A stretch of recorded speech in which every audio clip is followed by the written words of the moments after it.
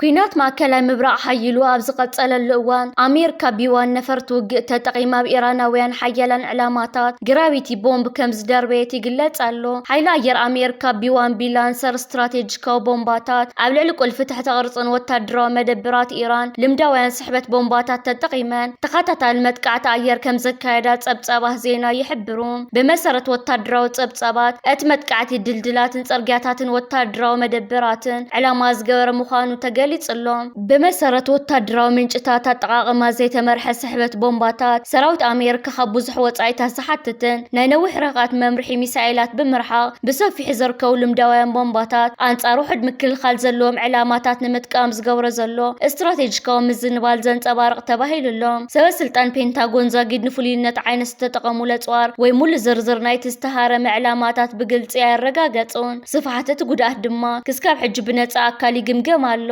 ዕጡቓት ሕቲ የመን ኣብ ቀይሕ ባሕሪ ኣብ ዝርከባ መራኸቢ መጥቃዕቲ ከም ዝፈጸሙ ገሊጾም። እዚ ስጉምቲ እዚ ነቲ ድሮ ተኣፋፍ ኮይኑ ዘሎ ኩነታት ማእከላይ ምብራቕ ተወሳኺ ናይ ግጭት ስግኣት ፈጢሮሎም። እቶም ዕጡቓት ነቲ ጸቢብ ወሽመጥ ባብኤል መንደብ ብምዕጻው ካብ ኤውሮፓ ናብ ኤስያ ዝግበር ንግዳዊ ምንቅስቓስ ንምዕጋት የፈራርሑ ኣለዉ። እዚ መጥቃዕቲ ዝፍጸም ዘሎ ኣብ መንጎ ኣሜሪካን ኢራንን ዝካየድ ዘሎ ምልውዋጥ ተኹሲ ኣብ ዝቐጸለሉን ስዑድ ዓረብ ኒኩሌሳዊ ትካላታ ንምምዕባል ትገብሮ ዘላ ስምምዕ ንውድድር ኣጽዋር ከየብግስ ስጋት ኣብ ዝተፈነሉን ግዜ እዩ። ክስካብ ሕጂ ንገለ ክፋላት ማእከላይ ምብራቕ ሓደ ካብቶም ዝበኣሰ ዓመታት ኮይነሎ። ማእከላይ እዚ ኣሜሪካን ተኸታተልቲ 13 ለይትታት ኣብ ልዕሊ ዒላማታት ኢራን ናይ ኣየር መጥቃዕቲ ይፈጺሙ። ማእከላይ እዚ ኣሜሪካ ሐሙስ ምሸት ኣብ ዘውፅኦ መግለጺ ማእከላት ትእዛዝ ሰራዊት ኢራን መኽዘናት ድሮናት መርበባት መራኸቢ መከታተል ገማግም ባሕሪ ከምኡውን ሓይሊ ባሕሪ ኢራን ብምጥቃዕ ነቲ ኣብ ልዕሊ ሰላማውያን ባሕረኛታት ንግዳዊ መራኸብን ዝግበር ስጋኣት ንምንካይ ስጉምቲ ወሲድና ኢሉ። እተን ቀደም ሰላማዊ ዝነበረ ሃገራት ወሽመጥ ዓረብ ሕጂ ምስቲ ካብ ጎረቤት ኢራን ዝፍኑ ቀጻሊ መጥቃዕትታት ተላሚደን ክነብራ ይግደዳ ኣለዋ።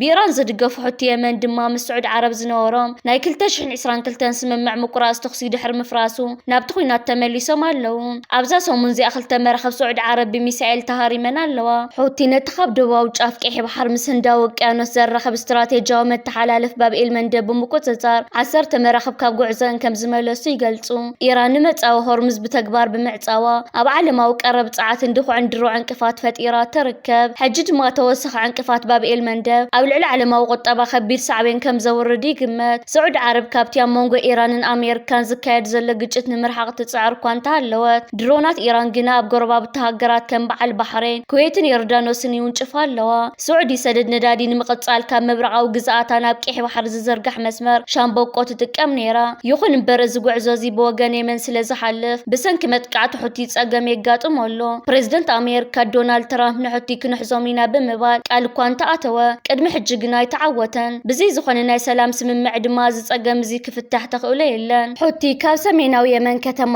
ሰዓዳ ዝመጹ ሰዓብቲ እምነት ሸዓ እስላም እዮም። ኣብ 2014 ንርእሲ ከተማ ሰንዓ ድሕሪ ምቁፅጻሮም መብዛሕትኡ ህዝቢ ዝነብረሉ ክፋል የመንን እስትራቴጂያዊት ወደብ ሑዴዳን ተቆጻጺሮም ይርከቡ። ስዑድ ዓረብ ኢራን ዝድገፉ ሓይሊ ኣብ ዶባታ ንኸይህሉ ብምስጋእ ኣብ 2015 ናብ የመን ጣልቃ ኣትያ ነይራ። ስዑዲ ብሓገዝ ምዕራባውያን ዝረኸበቶ ዘመናዊ ናይ ኣየር ሓይሊ ተጠቒማ ንሕቲ ንምንብርካኽ እኳ እንተፈተነት ሕቲ ግና ዛጊድ ስልጣኖም ኣደልዲሎም ይርከቡ። ካብ 2023 እስካብ 2025 ሕቲ ንፍልስጤማውያን ንምድጋፍ ብምባል ኣብ ቀይሕ ባሕሪ ምስ እስራኤል ምትእስሳር ኣለወን ዝበልወን መራኸብ ከሃርሙ ጸኒሖም እዮም። እቲ ከም ኢራን ኣብ በዓትታትን መተሓላለፊ ስንጭሮታትን ዝተሓበ ኣጽዋሮም ንዓለማዊ ንግዲ ባሕሪ ዓብዪ ስግኣት ኮይኑ ቀጺሉ ኣሎ። ኣብዚ ግዜ እዚ ኩነታት ኢራቅን ሶርያን ብተዛማዲ ዝረአ እኳ እንተኾነ ዞባ ወሽመጥን ኤስያዊ ክፍሊ ዓረብን ግና ተንተንቲ የሻቅል ኣሎ። ኣሜሪካ ምስ ኢራን ኣብ ዝኣተወቶ ኩናት መውፅእ ዝሰኣነትሉ ትመስል። ኣሜሪካ ብትፍጽሞ መጥቃዕቲ ኣየር ኢራን ነቲ ስትራቴጂያዊ መጻብቦ ሆርሙዝ ንኽትለቅቕ ተግድድ ኣይከኣለትን። ኣብ ቁጠባዊ መዳይ እቲ ግዜ ይውዳ ኣሎ። ቀረብ ነዳዲ ጋዝ እንድኹዕን ብመጻዊ ሆርሙዝ ክሓልፍ ዘይምኽኣሉ ኣብ ዓለማዊ ዕዳጋ ጸቕጢ ይፈጥር ኣሎ። ባብኤል መንደብ እውን ነዊሕ ግዜ ተዓጽዩ ተጸኒሑ ሳዕቤኑ ዝገደደ ክኸውን እዩ። ብወገን ወታደራዊ ስጋት ድማ ኣሜሪካን ስዑድ ዓረብ ንኒኩሌሳዊ ትካላታ ንምምዕባል ክትሕግዛ ዝተገበረ ስምምዕ ኣብቲ ዞባ ሓድሽ ውድድር ኣጽዋር ከየብግስ የፈርሕ። ቱርክን ግብፅን እውን ተመሳሳሊ ናይ መከላኸሊ ስጉምቲ ንምውሳድ ናብ ኒኩሌሳዊ ንጥፈታት ከም ዝግደዳ ይግመት። ማእከላይ ምብራቕ ብዙሕ ግዜ ግጭታት ዘጋጥሞ ዞባ እኳ እንተኾነ እዚ ሕጂ ዝረአ ዘሎ ኩነታት ግና ብዘይ ናይ ኣሜሪካን ኢራንን ዘተን ስምምዕን ናብ ዝኸፍአ ዘይምርግጋእ ከምርሕ ከም ዝኽእል ምልክታት የርኢ ኣሎ። ድሕሪ መጥቃዕቲ የመን ኣብ ስዑድ عرب زركو تكالات ندادي قاصللو اب سعود عرب جزاء جيزان زركو ناي ندادي تكالات دحرت تماليتي بوغن يمن استفصم نحنا مفداي متقعتي كسكاب حجي بحوي ندو خمزلو تغليصو اتي يمن حنا مفداي كتبل صوعاتو ليتاو متقعتي نتوم اب استراتيجياويت كتما جيزان زركو عبيت ناي ندادي مدبرات علاما زغبر نيرو كابت بوتا زوص مسلتات كم زريو كابتم تكالاس زلعل زلو تكي اب تخباب تزرغي يركب كسكاب حجي تحون مقوزار صارتات يغبر كونت هالوا اتحو غنا خمزي طفه منጭታ زينا يحبرلو از فصامزي اب تزبا زلو وتادراو وطر زياده كم زعرገ زريو مبل 28 عامتاو فيستيفال إيرتراوያን بهاجرا سكاندينيفيا تخفيتو بعلت 23 حملة مبل 28 عامتاو فيستيفال إيرتراوያን نبرت هاجرا سكاندينيفيا مختنا وحسنت مصاينا بزبل هاجراو ጭርሖ بدمو كنتات تخفيتو نتبع البوغع زخفتو اب ايطاليا امباسادر هاجر إيرترا زخونو كور امباسادر فسحاصين بيتروس يوم ابتس نسرعات مخفتي باشحه زقصور ابالات محبرسب إيرترا وكلت هاجراو محبراتن زتفلالي عدمات غايشن خيبوم نيروم ابوم برشماغل موسان بعلات اتو عالم تخلق جيرغساو زسمعو مدره ات فيستيفال 28 عامتات زتغعازو نوحين عاوتاون غعزو ازخخيروم از بعل زي إيرتراو ባህልን ታሪክ ንቀጻል ወለደን ምትሕልላፈን ሃገራው መንነትን ፍቅራ ሃገር ንምስራጽን ከም ዓብይ መድረኽ ኮይኑ የግልግል ከም ዘሎ አገንዚቦም እቲ ን4 መዓልታት ጸንሕ ፌስቲቫል ንጥፈታቱ ብዝተፈላለዩ ትሕዝቶታት ዝተመልአ ኮይኑ ገለ ካብኦም ብላዕሊ ወሰበ ስልጣን መንግስቲ ኤርትራ ዝወሃብ ፖለቲካዊ ሰሚናር ባህላውን ታሪካውን ምርኢት ስእልታት ባዛርን ምርኢት መጽሓፍትን ንህፃናት ዝተዳለዉ ዝተፈላለዩ ናይ ስፖርት መዘናግዒ መደባት ከምኡውን ካብ ሃገር ኤርትራ ብዝመጸት ጉጅለ ባህሊ ዝቐርብ ሃገራዊ ደርፍታትን ምርኢታትን ይርከብዎም እቲ ፌስቲቫል ኣብ ሞንጎ ኤርትራውያን ዘሎ ሓድነትን ንጥፈታትን ዘንጸባርቕ ኮይኑ ክስካብ ጽባሕ ሰንበት ዕለት 26 ሓምለ ክቕጽል እዩ መንግስት ቡርኪና ፋሶ ኣብ ተሃገር ዘሎ ነጻዓት ጸገም ንምፍታሕ ብዝለዓለ ቅልጣፍ ክሰርሕ ድሕሪ ምጽናሕ ሎሚ መዓልቲ 50 ሜጋዋት ዝዓቕሙ ናይ ፓብሪ ተርማል ፓወር ፕላንት ብወጊዕ ይመሪቕ ኣሎ እዚ ንብዙሓት ዘገርም ኮይኑ ዘሎ ጉዳይ እዚ ዓብይ ትካል ኣብ ውሽጢ 9 መዓልታት ጥራይ ተሃኒጹ ምዝዛሙን ቅድሚ ሓደ ወርሒ ስርሑ ዛዚሙ ንምምራቕ መብቅዑን እዩ እዚ ትካል ብሃገራዊ መስመር ኤሌክትሪክ ኣቢሉ ንልዕሊ 36,000 ስድራ ቤታት ብርሃን ክህብ ትጽቢት ይግበር እስትራቴጂያዊ ትርጉም እዚ ሕጂ ተመሪቕ ዘሎ ናይ ፓብሪ ፕሮጀክት መጀመርታት ጥራዩ መንግስት ቡርኪና ፋሶ በጠቅላላ ልዕሊ 220 ሜጋዋት ሓይሊ ዘመንጩ 7 ፕሮጀክታት ዓሊሙ ይሰርሕ ኣሎ እዚ ስጉምቲ እዚ ቡርኪና ፋሶ ስካብ ሕጂ ካወፃ ሃገራት ንትእትዎ ሓይሊ ኤሌክትሪክ ንምንካይ ዝዓለመ እዩ ክስካብ ሕጂ እቲ ሃገር ፍርቂ ካብ ትጥቀመሉ ጸዓት ካብ ካልኦት ሃገራት እያ ትጽበ ነይራ ሕጂ ግን ነጽጋዕተኝነት ብምብዳህ ናብ ናጽነትን ላዕላውነትን ጸዓት ትሰግር ኣላ እዚ ዓወት እዚ ንመላእ ኣፍሪቃ ዓብይ ትምህርቲ ዝህብ እዩ ኣፍሪቃ ድሕሪ ሕጂ ደገፋይ ትጽበን እያ زارس عقمي متاعي أتهنصن ህዝባ ተብርህን ኣላ تمهارو مبل 12 خفلي كتما كرن نابسوا تبغيسوم كاب زتفلالي ابيات تمرت خلاي درجه كتما كرن زموصو تمهارو تمرتي مبل 12 كفلوم ابيت تمرت وارسا يكالون مقصالن ام مبل 39 زور هاغراو اغلغلوت نمستافن تمال 24 حمله نابسوا تبغيسوم ازمنا ماكل سلطنا سوا زمرح زلو تمهارو ابيت تمرت وارسا يكالون حدا عام تمرتومنا تخاتاتلو نهاغراو اغلغلوت زدل سلطناتاتن مدلاواتن كغبرو ኣብቲ ምስንባስ ስነ ስርዓት ወለድን መምህራንን ተረኺቦም ተማሃሮ ሰናይ ትምኒቶም ዝገለጽሎም ክኾንን ከሎ እቲ ጉዕዞ ኣካል ናይቲ ዓመታት ክካየድ ዝጸንሐ ሃገራዊ መደብ ምዃኑ ይፍለጥ ኢትዮጵያን ዘመናት ቀይ ባህርና ኢትዮጵያ ባህርያው ባውንደሪ ወይ ታሪካው መሰላለና ብዝብል አጀንዳ ክትሰርሕ ጸኒሓያ እንተኾነ ግን እቲ ቪድዮ ከም ዘርድኦ እዚ ሕልም እዚ ብተኸታታሊ ስዕረታት ተዛዚሙ ከም በዓል ሃፀይ ዮሃንስ ሃፀይ ምኒልክን ሃፀይ ቴድሮስን ዝኣመሰሉ ነገስታት ኢትዮጵያ ምስ ኤውሮፓውያን ሓይልታት ኣብ ዝገብርዎም ዝነበሩ ውዕላት ገማግም ቀይ ባህር ኣብ ትሕቲኦም ከም ዘየለ ብፌርማ ማረጋጊጾም እዮም ሃፀይ ምኒልክ ንኤርትራ ከም ግዛት ጣልያን ኣፍልጦ ሂቡሉ እዩ እዚ ድማ ኤርትራና ኢትዮጵያ ነበረስ ዝብል ናይ ሎም ትረኻ متوم نجستات كم زفرس وزري عبيناي تاريخ سعراتيو إثيوبيا بحاجز عبيت هاجره زهنت جزف حيل بحري أباط عين كبابي مستجبرنا إرترا حيلتات متقعتي مولن مولا عنيو أزس الريحة زين إثيوبيا ذهب عبي وتادرا وسعراتيو كاباط اعتدى في أخطوة سطر حزيكونا أتن عمتها زهنت عقم بحرا وش تحدت معالتات كم زبنن كوينيو 34 زخونا مرخو كينات كعنوان كمارخان كلوا إثيوبيا نحوارنا بحر حيل مخانا أبقع أو قنبش عند 900 1991 ሰራዊት ኢትዮጵያ ካብ መላእ መሬት ኤርትራ ብስዕረት ተደፊኡ ወፂኡ እዚ ድማ 30 ዓመታት ዝቀፀለ ኤርትራ ክፍለ ሃገር ኢትዮጵያ ዝብል ፖለቲካዊ ውጥን ብወግዒ ዝፈሸለሉን ኤርትራ ሉዓላውነታ ዘረጋገፀትሉን ታሪካዊ ስዕረት ኢትዮጵያ እዩ ንዓሰርተታት ዓመታት ዓሰብና እያ ክትብል እኳ እንተፀንሐት ድሕሪ ናጽነት ኤርትራ ግን ወደብ አልባ ሃገር ኮይና ተሪፋ እያ እዚ ድማ ንኢኮኖሚያውን ስትራቴጂያውን ህላወ ሃገር ዓብይ ክሳራን ስዕረትን እዩ ስዕረት እቲ ቪድዮ ከም ዘጉልሖ ናይ ሎሚ መራሕቲ ኢትዮጵያ ብፍላይ ቀዳማይ ሚኒስተር አብይ አሕመድ ቀይሕ ባሕርናትና ዝብል ተረኻ ክዝግቡ ይፍቱን እዮም እንተኾነ ግን እዚ ተረኻ እዚ ብታሪካዊ ሰነዳትን ብሕጊ ባሕሪ ሕቡራት ሃገራትን ብወታደራዊ ሓቀታትን ዝፈሸለ እዩ ሕጂ ድማ ትግራዋይ ዝዛረቦ ዓፋር ዝዛረቦ ሓደ እዩ ሓደ ዝብኢና ብዝብል ናይ ብሄር ምትእስሳር ኤርትራ ንምውራር ዝግበር ፈተነ ብኤርትራውያን ከም ዝፈሸለ ዝግለጽ ዘሎ ኢትዮጵያ ኤርትራ ዘጋጠማ ስዕረት ናይ ሓደ ግዜ ኩናት ጥራሕ ዘይኮነስ ናይ ፖሊሲ ናይ ስትራቴጂን ናይ ታሪካዊ ተረኻን ፍሽለት እዩ እቲ ቪድዮ ከም ዝዛዝሞ ኤርትራ ብርሃን ናጽነታ ክትውልዕ እንከላ ኢትዮጵያ ግን ካብ ኤርትራ ብወታደራዊ ስዕረት ወፅያ ወደብ አልቦ ሃገር ኮይና ተሪፋ ኣላ فولي لوخ إيرترا أما بل 37 فولي وعلى بايت حبرة أفريقيا بزعوات عنا مجلتي هيبو إيرترا عنا كم مسارتها وسواء ومسل تقصر مخانز جلت مجلتي بمتكل محبرة وفتح تماريحات تركب إيرترا نوسو كف زيجا أبي كم زنبر بزي قدس بستحت وصعيتات وبنت صفوف كنت عنا فتحوا قلقلوت كركب قالاتي الله يبل إيرترا رؤي معبالك أبز مزجبة المدات حدت عنا ديتات حدست هتاناتني كبل ونجلت اللهم أتهجر بزلا أوفري أبستحاتن سفحن سرعات كنت عنا أديتاتن حدست هتاناتن أما أكل هجروا لمعاتها وأجندة قميتاتو تركب دما يبل شفان كن قد محرسي بغت سألنا تمحايش متي زبالة أبت مجلتي بزحي نفس صورات بوحدو حدا جزيك قد محرسي مخرز رخبة كاب 83 مئتاوي تاب كل تشحن عسران كلتان ناب 87 مئتاوي تاب كل تشحن عسران حموشتن بتسي حلو أبتكالات عنا استمزجب حرسون بعوي يوسخو أبتماساسا الأوان كاب 73 مئتاوي ناب 85 مئتاويت كم زعابي قلت أزد ما بسرعة عنا نعابي زخيد زلة متأممان ممحياشن تبتصحنت كيلاتات حرسي زنت أوار أمهاني قلت أبتماساسا الأوان إيرترا أبزباو هسبيتالات عغمي متوحت زفيحاتو زبالة خوينو هاقراو متأن متوحتي كاب 3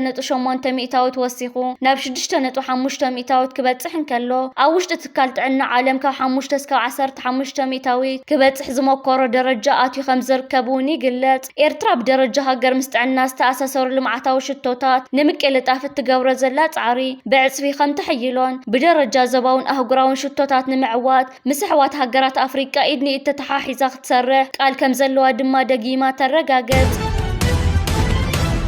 إذا خمزيلن كلا قدما منستر كللا محران منستر وصا قدات النبر آتو قدو أندرغاتشو قدما منستر أبي أحمد دحرس من معسلان بريتوريا نيرترا نمورار مدب كم زنبرو قليتو آتو قدو أبزها بريتو أبي أحمد نزوت أن مفتسام نمرحنا تقراي بفلاين آتو قيتاتشو ردان جنرال صادقان قبرتن ساين نمتقام كم زحاسبة أقاليعون نزد ما إثيوبيا قد عشلاو بوليتيكا خوينا الله كبل قليتو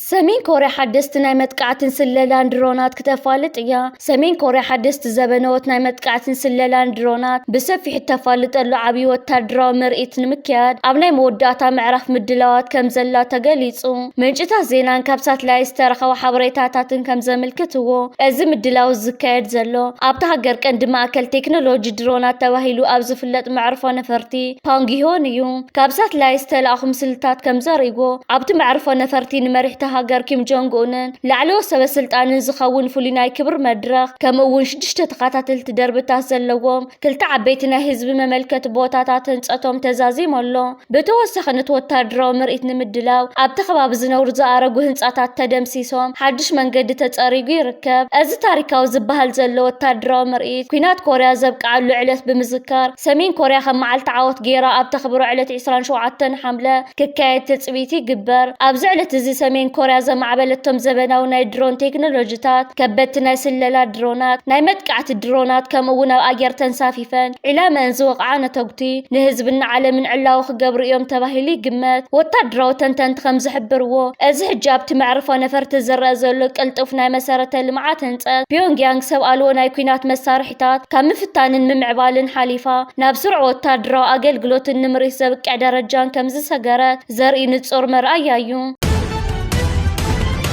ሚኒስተር ጉዳያት ወፃኢ ሱዳን ነቲ ኣብቲ ሃገር ዝካየድ ዘሎ ኩናት ዝምልከት ንመራኸቢታት ሃገሩ ሓበሬታ ሂቦሎ። ኣብቲ ዝሃቦ ሓበሬታ ኣብ ሱዳን ዝካየድ ዘሎ ኩናት ኣብ ክልተ ሱዳናውያን ጥራሕ ዘይኮነስ ምትእትታዋት ኣለዎ። ብወገን ጫድ፣ ሊብያ፣ ኢትዮጵያ ከምኡውን ደቡብ ሱዳን ኣቢሉ ናብቲ ሃገራት ጸዋራትን ዕጥቅታትን ይኣቱ ከም ዘሎ ሕቡራት ኢማራት ዓረብ ቀጻሊ ምትእትታዋ ኣብቲ ሃገር ትገብር ከም ዘላ ንማሕበረሰብ ዓለም መንግስቲ ሱዳን ከም ዘፍለጠን መንግስቲ ሱዳን ብዘረባ ጥራሕ ዘይኮነስ እኹል ጭብጥን ሓበሬታን ከም ዘሎ ከም በዓል ሮይተርስ አልጀዚራ ሲኤንኤን ናይ ሳተላይት ምስልታት ብምጥቃም ኣብ ውሽጢ መሬት ኢትዮጵያ ተደኩኑ ዝርከብ ዘሎ ወታደራዊ ማዓስከራት ናይ ተጸባእ ሓይልታት RSF ከምኡውን ምስ ሕቡራት ኢማራት ዓረብ ብምትሕብባር ከም ኣብነት ብምጥቃስ ህዝቢ ሱዳን ይብደል ከም ዘሎ ገሊጹ ሱዳን ርግእቲ ኣብ ዝነበረትሉ ግዜ ንዝተፈላለዩ ህዝብታትን ሃገራትን ዓለም ሓቂፋ ከም ዝነበረት ህዝቢ ሱዳን እዚ ሓደጋታት እዚ ምስ ኣጋጠሞ ክልተ ሃገራት ጥራይ ኣብ ጎኑ ደው ከም ዝበላ ንሳተን ከዓ ኤርትራን ግብፅን እየን ድሕሪ ምባል ንህዝብን መንግስትን ኤርትራን ግብፅን ምስጋኑ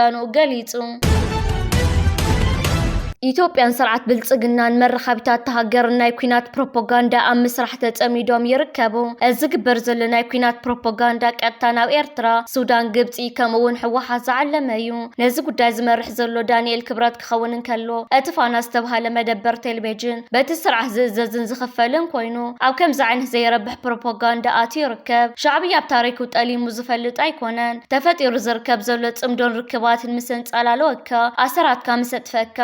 ሞም ንካልእ እናበልካ ዝግበር ከምዚ ዓይነት ናይ ቲፕ ሸቐጥ ዝግበር ምንቅስቓስ ንጽምዶ ደው ከብሎ ዝኽእል ኣይኮነን። ፋና ዝተባሃለ መደበር ቴሌቪዥን እቲ ሃገር እውን ብትግርኛ ናብ ተጋሩን ኤርትራውያንን ዘቕንዐ ፕሮፓጋንዳ ምሕላፍ ስራሕ ኢሉ ተታሒዝዎ ይርከብ። እቲ ናህና ናይ ኤርትራውያን ምሰላ ናህናይ ንህብን ዜናትናይ ንደልን ዝብል ነቲ ዓሻ መራሒ ከም ዝተዛረቦ ገይሮም ኣቕሪቦሞ ይርከቡ።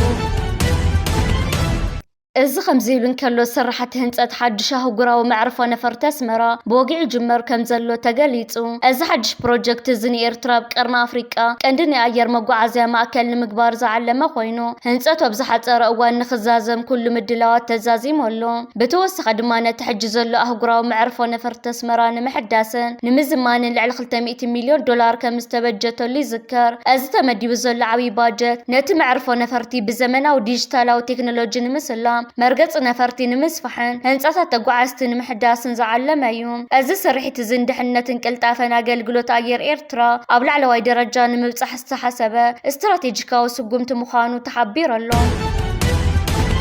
ሓይልታት ምክልኻል ኤርትራ ኣብ ቀይሕ ባሕር ታሪካዊ ስርሒታት የካይዱ። ሓይሊ ባሕርን ሓይሊ ኣየርን ኤርትራን ሉዓላውነት ሃገር ንምውሓስን ጸጥታ ቀይሕ ባሕር ንምሕላውን ኣብ ታሪክ እቲ ዞባ ፍሉይ ዝኾነ ስትራቴጂያዊ ስርሒታት የካይዱ ከም ዘለዉ ተገሊጹ። እዞም ክልተ ጸዋር ሓይልታት ምክልኻል ኤርትራ ብዝለዓለ ሞያዊ ብቕዓትን ዘመናዊ ስልጠናን ተሃኒጾም ነቲ ኣዝዩ ተኣፋፍን ስትራቴጂያውን ዝኾነ ማያዊ ክሊ ኤርትራ ብንቕሓት ይሕልውዎ ኣለዉ። ታሪካዊ ኣሰርን ቀጻልነት ሓይሊ ባሕሪ ኤርትራ ካብ ግዜ ብረታዊ ቃልሲ ጀሚሩ ኣብ ስርሒት ፈንቀል ዘመዝገቦ ዘይርሳዕ ጅግንነት ሎሚ ብዝበለጸ ተወዲውን ዘመናዊ ጸዋር ዓጢቑን ይርከብ። እቲ ልዕሊ 1200 ኪሎ ሜትር ዝዝርጋሕ ገማግም ባሕሪ ኤርትራ ናማይት ደሴታትን ብቆራጽነት እዞም ሓይሊ ባሕሪ ይሕለሎ። ኣብዚ ዝሓለፈ እዋናት ሓይሊ ኣየርን ሓይሊ ባሕርን ብዝለዓለ ቀጥዒ ተዋሂዶም ንዝኾነ ይኹን ግዳማዊ ትንኮባዊ ዘይሕጋዊ ንጥፈታት ንምግታእ ዘካይድዎ ዘለዉ ምንቅስቓሳት ኣብ ዓለም ለኻዊ መድረኽ ዓብይ ኣቓልቦ ረኺቡ ይርከብ። እዚ ታሪካዊ ስርሒት ተባሂሉ ዝጥቀስ ዘሎ ምንቅስቓስ ንኤርትራ ኣብ ቀይሕ ባሕር ዘለዋ ናይ በይና ወሳን ተራ ዘረጋግጽን ንሰላም እቲ ዞባ ድማ ዓብይ ዋስትና ዝህብን እዩ።